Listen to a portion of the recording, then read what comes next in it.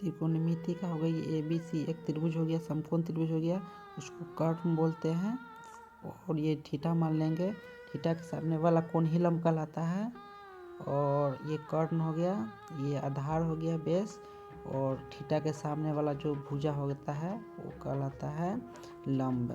ठीक है, तो सी माने है थीटा, तो थीटा के सामने वाला ए भी क्या हो गया, लंब हो गया। अगर ए मानते थीटा तो लंब क्या कहलाता है, बी सी कहलाता है। ठीक है, तो कर्ण क्या होता है कि नोट में लिखते रहे हैं कि थीटा के सामने वाला कोण क्या कहलाती है, लंब कहलाती है। ठीक है, सामने वाला भुजा लंब कहलाती है। ठीक है, अगर एंगल मानेंगे ए मानेंगे थीटा तो क्या होगा, ए बी सी क्या होगा, लंब होगा। लेकिन यहाँ माने हम सी माने हैं तो क्या होगा, लंब ए बी होगा। ठीक है, चलो क्या होता है, कर्ण स्क्वायर बराबर लंब स्क्वायर जोड़ आधार स्क्वायर होता है, या आधार स्क्वायर जोड़ लंब स्क्वायर। ठीक है, तो ठीक उसी प्रकार लंब को परपेंडिकुलर बोलते हैं, और आधार को बेस बोलते हैं, और कर्ण को हाइपोटेनियस बोलते हैं। एच यानी एच निकालते हैं, एच बराबर क्या होगा, P square plus B square. फिर हम पी निकालना होगा तो पी निकालेंगे root under H square minus क्या, बी स्क्वायर। फिर बी निकालना होगा तो क्या लिखेंगे, एच स्क्वायर, अच्छा बी यहाँ बी एच स्क्वायर माइनस क्या होगा, पी स्क्वायर। ठीक है, अब होता है वही कि साइन थीटा त्रिकोणमिति का होता है 6 को पार्ट होता है, इसमें साइन थीटा बराबर पी बाई एच होता है, पी बाई एच, यानी कि हिंदी में लिख देंगे लंब बटे कौन सी, कर्ण, लंब बटे कर्ण।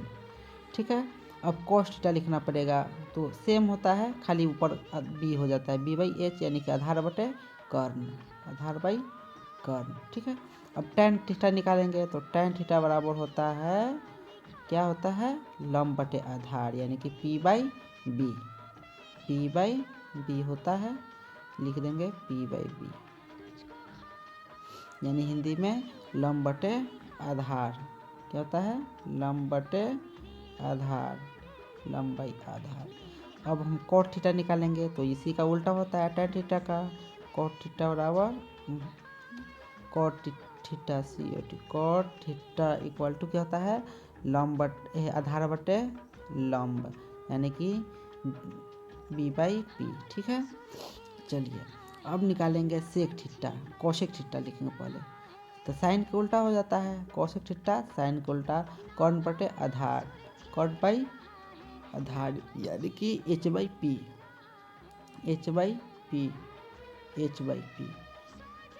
ठीक उसी प्रकार होता है कॉस का उल्टा सेक थीटा, तो सेक थीटा क्या क्या हो गया, ये कर्ण बाई आधार, कर्ण बाई आधार, यानी एच बाई बी। ठीक है, हो गया, यही 6 पार्ट होता है त्रिकोणमिति का। ठीक है, तो इसी को निकालना होगा। अब मान के चलिए कि एक एग्जाम्पल दे देते हैं, एक एग्जाम्पल के रूप में दे देते हैं, साइन थीटा बराबर 3/5। ठीक है, अगर हमको तो साइन थीटा पर क्या होता है, पी बाई एच होता है, पी बाई यानी कि लंब बटे कर्ण। ठीक है, तो हमको यहाँ बेस नहीं दिया हुआ है, यानी कि कौन सी नहीं दिया हुआ है, यहाँ पे क्या नहीं दिया हुआ है, हमको बेस नहीं दिया हुआ, यानी कि कौन सी, आधार नहीं दिया हुआ, तो आधार निकाल लेंगे, यहाँ पे बी पी लिख दिए थे, बी होगा। ठीक है, तो एच स्क्वायर माइनस कौन सी, P square, H square minus P square होता है।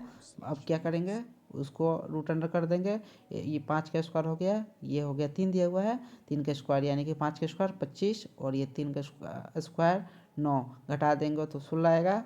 ठीक, 16 कितना का स्क्वायर आता है, 4 का स्क्वायर।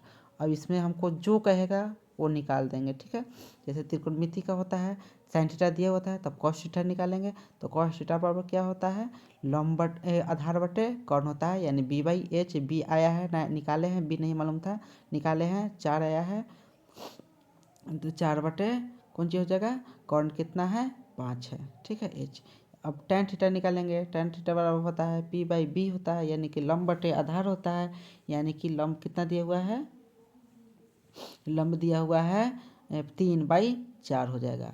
ठीक उसी प्रकार cot थीटा निकालेंगे। cot थीटा होता है B बाई P, यानी कि निकाल देंगे।